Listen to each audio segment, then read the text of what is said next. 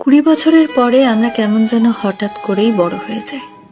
হাওয়ায় ভাসতে থাকা ফুরফুরে চঞ্চল জীবনটাই হঠাৎ যেন রেসপন্সিবিলিটি, কমিটমেন্ট, হার্ডওয়ার্ক এমন সব কঠিন কঠিন শব্দগুলো লাগাম লাগিয়ে দেয়। জীবনে ঠিক কি করতে চাইছি এটা বুঝতে বুঝতেই শখের বাক্সে তালা মেরে হাত তুলে নিতে হয় দায়িত্ববোধের চাবি। বাইরে বেরোতে ইচ্ছে করে না, বন্ধুদের ফোন ধরতেও ইচ্ছে করে না। কেমন যেন সবকিছুর ওপর থেকে হঠাৎ করেই বিশ্বাসটা উঠে যায়।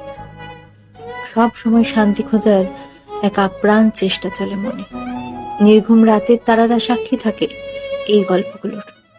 শখের জিনিসগুলোর একটা লম্বা লিস্ট তৈরি হয় মাথায়, কারণ 20 পর বাবার কাছে শখের জিনিসটা চাইতে কেন জানি ভীষণ দ্বিধা বোধ হয়। ইঁদুর দৌড়ের এই খেলায় নিজেকে টিকিয়ে রাখার যুদ্ধে হাঁপিয়ে ওঠে মন। ছোটবেলায় বড় হতে চাইতাম, এখন বড় হয়ে গিয়েও মনটা কেমন যেন সেই ছোট্ট আমিটাকে খুঁজে বেড়াই। 20 পর আমরা আসলেই বড় হয়ে যাই।